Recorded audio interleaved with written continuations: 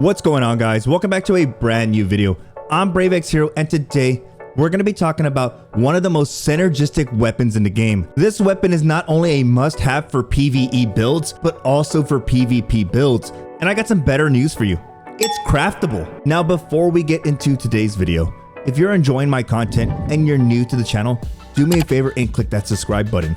Also, dropping a like on this video lets me know to make more videos like this. With that out of the way, let's get into the breakdown of this weapon and what makes it deadly for both PvE and PvP. Now, the weapon we're looking at today is going to be the new Stasis SMG Blood Feud. This is an aggressive frame 750 RPM SMG, and yes guys, it's craftable. Now, to craft this weapon, you need to acquire 5 red border boxes of this weapon. And that can be easily done by heading over to the star chart and purchasing the Blood Feud if you haven't unlocked. Now, no worries if you don't have it unlocked, there's another way to do it. If you want a chance at unlocking this weapon, just run the seasonal activity Catch Crash. In this activity, you have an opportunity to get this gun to drop for you, but I highly recommend you run the master version. You have a higher chance at acquiring this weapon, especially a red border box. Now, the reason you want to run the master version is because you're guaranteed an expedition weapon, which is great if you're looking to farm any of the other expedition weapons. By doing this over and over, you have a high chance at getting a red border box. By running the basic 1520 version, yes, it is matchmaking, but you don't really have an opportunity to get as many weapons. This is why it's recommended to run the master version.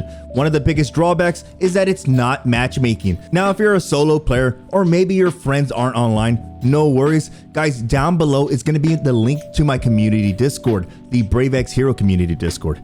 If you want to join up, there's a lot of people in there running this master activity, and you can easily find a fire team.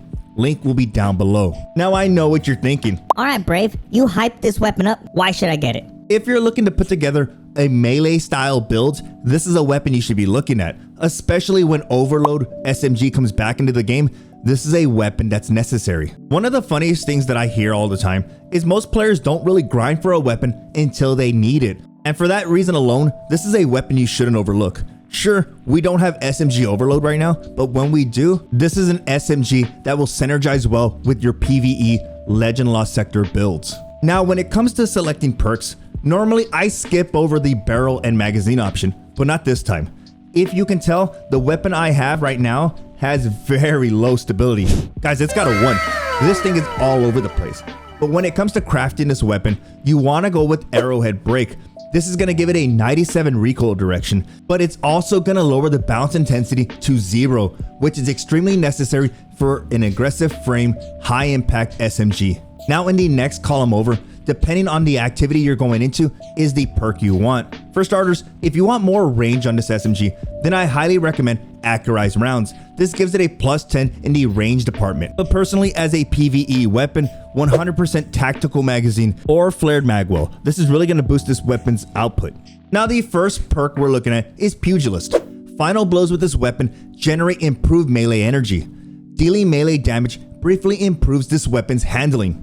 Guys, this perk goes crazy. Once you start securing kills, you will charge your melee extremely quickly, especially if you're killing trash tier mobs in PvE. In the past week, I made 2 melee style Arc 3.0 builds, one for the Hunter and one for the Titan. This is an SMG I recommend you run with those builds. And if you missed those builds, you can find them down below in the description. Now, the reason why this is such a great perk is because you can utilize it in both PvE and PvP. Just securing a kill will charge your melee just a little bit, but securing a bunch of kills is going to charge that melee much quicker. Now, in the next column over is what's going to make this weapon so synergistic. We're going with the perk Enhanced Swashbuckler, in which this weapon gains increased damage from melee kills and kills with this weapon. Look guys, it's pretty simple. When you get a kill with this weapon, you instantly get Swashbuckler ×1.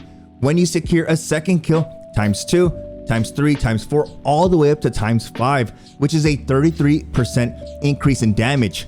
Now, here's the cool part. If you get a melee kill, this immediately gives you a Swashbuckler ×5. Now, the basic version of Swashbuckler only lasts 4.5 seconds. But if you get Enhanced Swashbuckler, this now moves it to 6.5 seconds. Guys, that's a 2-second increase. And in PvE and PvP, that's extremely noticeable. Now, the perk in the final column, which is the basic origin trait, is what really puts the icing on the cake. Right hook. Dealing melee damage gives this weapon increased target acquisition and range for a short period. Dealing melee damage again extends this effect. As you can tell, this perk combo was designed to be a punchy boy in PvE and PvP. For starters, if I get a melee kill, that immediately gives me Swashbuckler ×5 and activates Right Hook. Now with both of those perks active, I now have bonus damage, increased range, and target acquisition. Let's not forget that when I deal melee damage, this activates the perk Pugilist, which is going to give me improved handling to this weapon. But it doesn't end there. Here's the gameplay loop for this weapon. When I get a melee kill and activate Swashbuckler ×5, I activate all these other perks.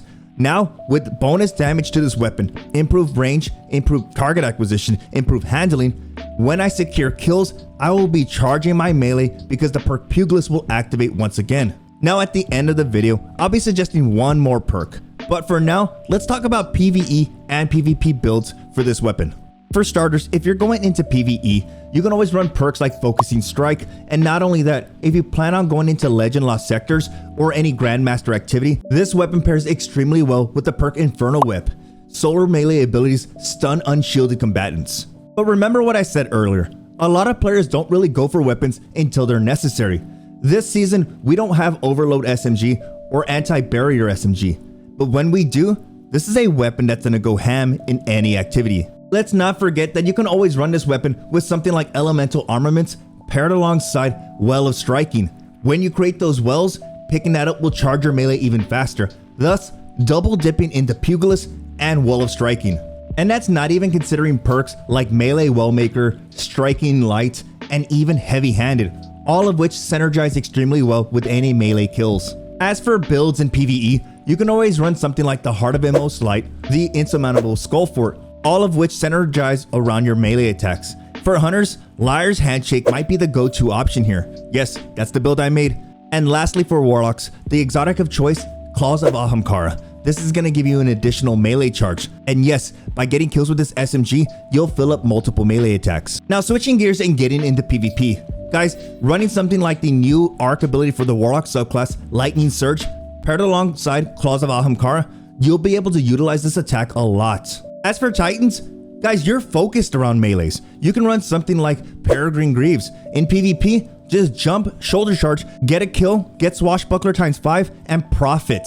Do that all over again. For hunters, you have it much simpler. You can always run the Athre's Embrace or the Ophidius Spade and utilize one-hit kill throwing knives. You're gonna profit from this SMG a lot. Now for that last perk I was talking about earlier, if you don't want weapon synergy and you just want a good overall weapon for PvE, guys, the perk Frenzy.